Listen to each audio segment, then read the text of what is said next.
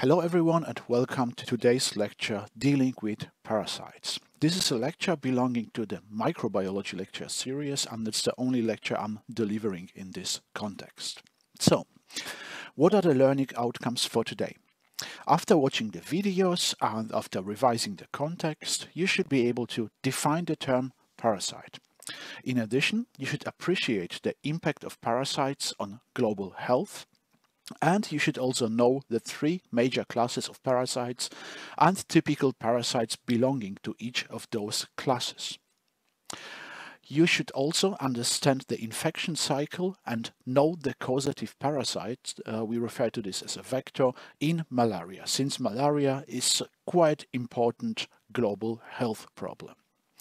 Finally, you should know common infection routes and vectors for common parasites.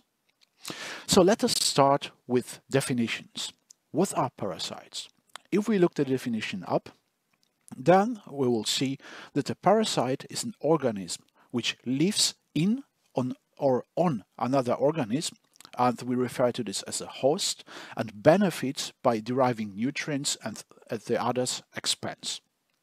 Therefore, parasitism is a non-mutual relationship between two organisms in which one benefits at the expense of the other. Parasitic diseases are diseases transmitted by such parasites, and they are usually found in contaminated food, water, or bug bites.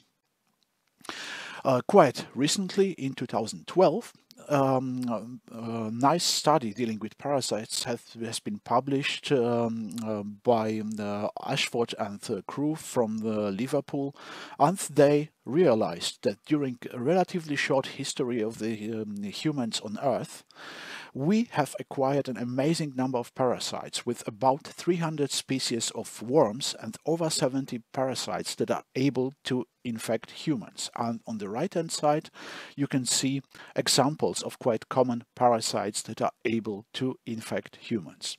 As you can see here, even nowadays parasites are quite a huge problem because they are quite high numbers of death that result from infection with parasites. So why should pharmacists, even in the UK, know about parasites? Again, parasites are most common in developing countries. However, parasites also become a global problem because in the recent years, travel has become quite common. Not necessarily at the moment due to the ongoing pandemics. However, at some point the situation is gonna back to normal, so people will travel to different regions of the world, including developing countries with different climate and so on. Talking about climate, as all of you should know, there is currently global warming going on, and this contributes to spread of parasites, as we will see later on during those lecture series.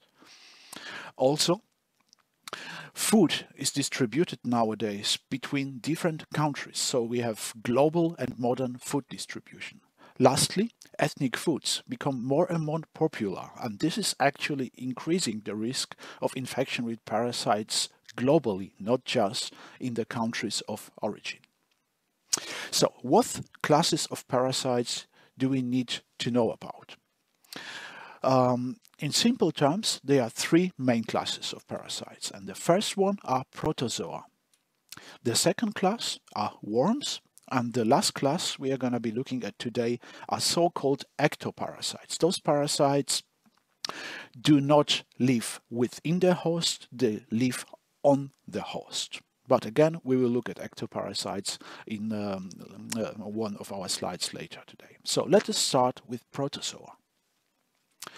Protozoa are microscopic, one-cell organisms that can be free-living or parasitic. They are able to multiply in humans if they are parasitic protozoa, and the transmission typically occurs via fecal-oral route by contaminated food, water-to-person, or person-to-person contact. We can also divide the group of protozoa into four certain very defined groups based on the mode of movement. And the first group we are going to be looking at are amoeba. Amoeba move using pseudopods. Those are cytoplasm protrusions, quite similar to cilia, but they are larger and they allowed amoeba to move. The second class of protozoa that are often parasites are so-called flagellates. They move using flagella. In addition, ciliates can be parasites as well. They move using cilia. And lastly, they are sporozoa. For example, Plasmodium, which causes malaria, is a sporozoa. They have very complex lifestyle and there is no general classification based on the type of the movement. So the first type of protozoas we need to look at are amoebas. What you can see here is schematic drawing of an amoeba.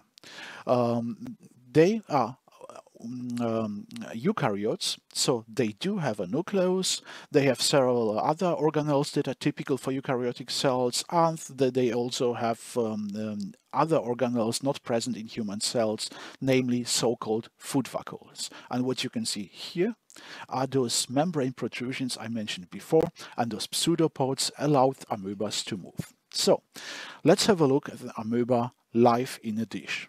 As you can see here, the amoeba moves using those cytoplasm protrusions.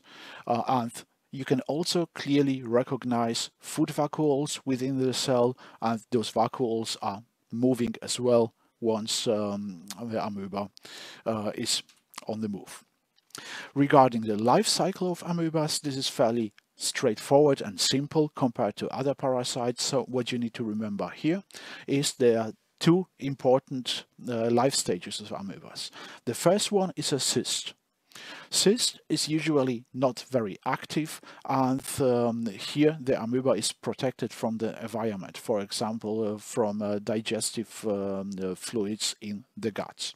However, at some point during the life cycle, the cyst bursts and the freely moving amoeba is emerging out and then forms the active form of amoeba. So, a cyst is a stage in the life cycle of certain parasites during which they are enveloped in a protective wall. The first example of amoebas that are important parasites in the human system we need to look at are Entamoeba histolytica. This type of amoebas affects an estimated 50 million people and causes around 100,000 deaths globally each year. In most humans affected by this infection, the parasite is carried asymptomatically in the digestive tract, so it's not causing any symptoms. Importantly, there is no animal reservoir for this parasite, so human is the only host. Infection with this type of amoeba usually occurs by drinking water contaminated with feces that contain cyst. After infection, the cyst bursts and the active amoeba migrates to the large intestine where it multiplies. Afterwards, it's excreted with feces and the next infection cycle begins. If we now look at the global distribution of this amoeba, then we will see that it's mainly occurring in warmer climates, for example in India, in Egypt, but also in Southern America. However, there are also cases reported in Australia, so obviously this parasite is not only affecting developing countries, but can be found in quite modern and developed countries like Australia as well. So, what happens if a patient is infected with this type of amoeba? Infection can be asymptomatic, as I mentioned before, and indeed this is the most common form of infection with this amoeba. This is the less severe form. In contrast, in some patients, infection with this amoeba can lead to severe symptoms. I need to correct myself. This is actually the more common form of infection. It is characterized by bloody and mucus-containing stool, and it causes severe pain in the patients. The third form of infection with this amoeba is the invasive extraintestinal amoebiasis. And in this case, the amoeba is carried via the bloodstream throughout the body, and usually ends up in the liver, causing also quite serious symptoms. The life cycle of this amoeba is quite typical. So we are starting with a cyst, which can be ingested by consuming contaminated food or water. Then the cyst bursts in the small intestine.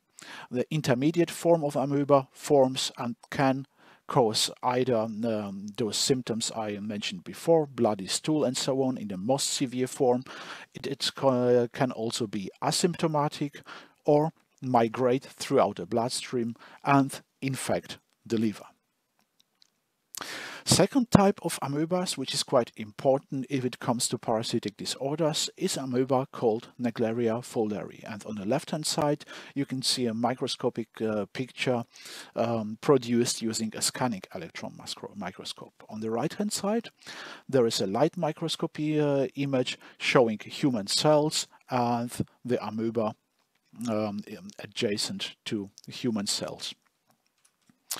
So, what you need to keep in mind here that infection with this amoeba is not very frequent. However, if it occurs, it is quite severe. In the United States, there have been only 133 people infected with this type of amoeba. However, of those, only 3 survived. And this should be a very good indication about the severity of infection. This amoeba is also referred to as brain-eating amoeba, and this is due to the fact that it can actually infect the brain, causing amoebic meningoencephalitis. It can lead to extensive hemorrhage and necrosis in the brain, and I hope that you remember that necrosis is the less controlled type of cell death, producing massive inflammation of the brain. Importantly, once the necrosis starts in a certain region of the brain, it is progressive, leading usually to death of the patient. So, where can this amoeba be found and how do get patients infected? Naegleria fowleri is typically found in bodies of warm freshwater, such as ponds, lakes, rivers, and hot springs. So, where can we get this infection? What you can see here is image of a post-mortem brain of a patient who has been infected with Naegleria fowleri. And as you can see here, this leads to a massive hemorrhage and progressive necrosis, ultimately culminating in death of the patient. As you can see here, this type of amoebas is present in Asia, also in rather warm climates. It can be found in South America. However, infections have been also reported in the UK. As you can see here, there was only 1 case. However, it can happen in this country as well. It is more frequent in the United States, especially in Florida and Texas. And if you travel to those states, you might actually see warning signs close to ponds and other bodies of water.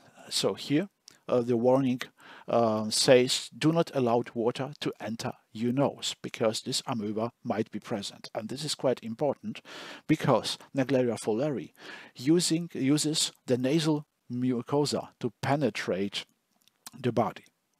Interestingly, infection with this type of amoeba is not caused by ingestion of the cyst. It is caused by infection with the active form of the amoeba, which is able to penetrate the nasal mucosa and enter the brain, because the nasal mucosa is actually connected to the brain via certain nerves. With this, I would like to end session number 1. And I will see you in the second session showing you other examples of parasites. Thank you very much.